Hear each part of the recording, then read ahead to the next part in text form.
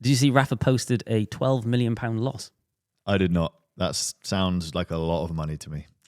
It is, yeah. You can do a lot of things with that. How can a business continually post losses yet still exist? And not be like, we're going to go out of business straight away. How does that work? Some of it will be accounting, how they account for things, and therefore if they post a loss and move things around in certain ways, they don't have to pay corporation tax. Some of it will be because their owners and primary investors are very rich and will just keep giving them more money to keep the business going. They're owned by the Walmart family. Is that right? It's it's basically an investment trust set up by, I think, two of the grandchildren of the Walmart empire. So they're like mega billionaires, and as part, they're cyclists, and Rapha to them is just a bit of fun on the side. It's not a primary investment for them, I believe.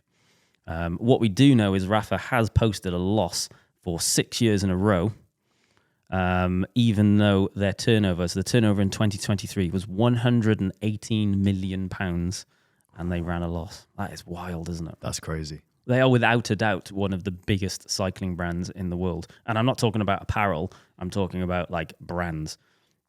They're massive. They're absolutely monumentally huge. So last year's pre-tax loss was 10.5 million, 7 million lost the year before that. It seems bonkers, doesn't it? Do you think the brand has changed since the acquisition?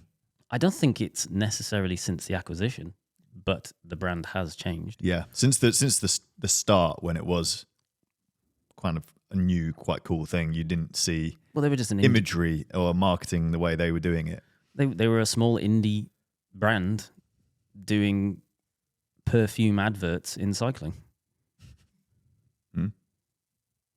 And now they're one of the biggest financial organizations within cycling. But, at that scale, things have to change. You can't be the same as what you were when you're tiny.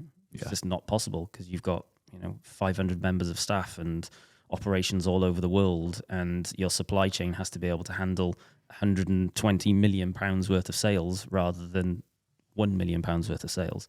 So you have to make sacrifices and changes in various places. They've done a lot of good stuff. They've got a hell of a lot of people into cycling. Their range is absolutely monumentally huge. I haven't seen it of late. I know there has been questions on quality over the last few years. I would imagine they're clever enough to have addressed that, but I don't know. That's speculation. It always looks good from the outside. Well, it's just plain, isn't it? The Legion thing came out recently. Have you seen they've done an inside-out jersey? No. Not inside-out. Dual, what's this, like two-way, reversible. Yeah. That's the word I'm looking for. They do a reversible jersey. One side doesn't have pockets. Right. So you'd wear that as the aero side, and then you can flip it around. It's a completely different design and has pockets for training in. Loads of people have done that over the years. Have they? That been done before? Plenty of times. There was actually a brand, like a little indie, maybe a London indie, and all of their jerseys, that was their thing, reversible jerseys. Reversible. I like that idea. Yeah. I have a jumper which is reversible. Well, everything's reversible. Yeah. Like the Fresh Prince's blazer. And your pants. My pants? Well, you can reverse your pants so they can last for 2 weeks rather than one day. That's a genius idea. Yeah, just keep doing it for 2 weeks. That's how it works. That's like flipping your duvet cover around. Get more days out of it. Exactly, yeah. More months. More months. I think one of Rapha's main problems, and I know that was something that they were trying to address when the takeover happened, was that people were relying so heavily on their discounted stuff. Like, how they did the archive sales, and they do the archive sales in person and stuff. And I think they sort of recognised that they weren't selling very much at full price anymore. And I don't know whether that's something they've been able to address, but I know they were trying to. There was definitely a point where anyone we knew that had Rapha either had it for free or 50% off. Yeah. And then, they then clawed it all back in-house, didn't they? Where they decided to, they were selling, I think even, there was a point where Wiggle was selling Rapha. And they pulled everything in-house and tried to limit the reduction or having to sell stuff at cheap. And that was then where they introduced cheaper lines as well. Because before that, the only jersey you could get was 110 quid up to like 160 quid or something or other. And then they introduced the core range, which if you actually look at it and you know garments, there isn't really a difference between the core jersey and the expensive jersey. They're comparable fabrics in terms of where they sit in how they're manufactured. The garments are essentially the same. There's obviously different fits and things like that, but the cheap jersey is the same as the expensive jersey. And this is something that we've seen a lot in, as Emily and myself have an apparel brand and have done for the last 8 years or whatever it is. What's most notable is there's a minimum standard that is a good jersey, and that minimum standard is the same as a jersey that's very, very expensive. There isn't really any difference between some of the jerseys that you can get for 40, 50 quid and ones that you can get for 200 quid, really. I think the only difference is the psychology of marketing. Yeah, expensiveness. We have spoken to someone and they've been talking about the quality of a Panomal jersey, and they've been holding it. I think they were wearing it at the time, and they were like, "Just look at this print," and we know exactly how it's manufactured. It's literally a very, very standard jersey, good quality but standard. Not £200.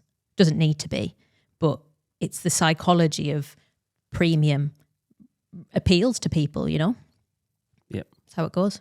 Interestingly, off the back of the chat that we had last week about pricing, someone wrote in saying, a hot take here, no cycling jersey should cost more than $50 period. Can't understand why they start from $80 to $100 for the simplest of jerseys. I can buy a Nike running shirt for $30 and be perfectly okay. The most expensive it is $60. So why the hell is a cycling jersey $100? I don't get it. I, to an extent, agree. And that was exactly why we set up Attacus. There is a minimum standard. And I think most of it really comes down to fabric.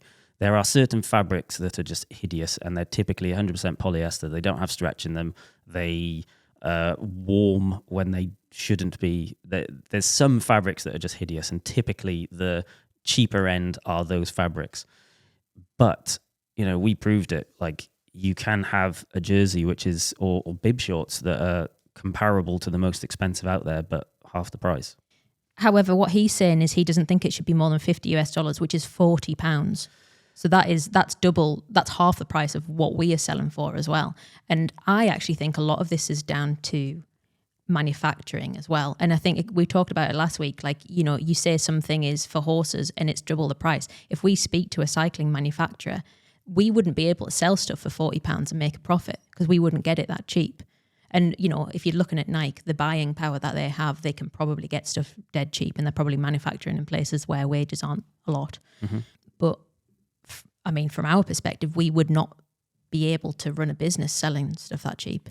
Well, not meeting our minimum standards of quality.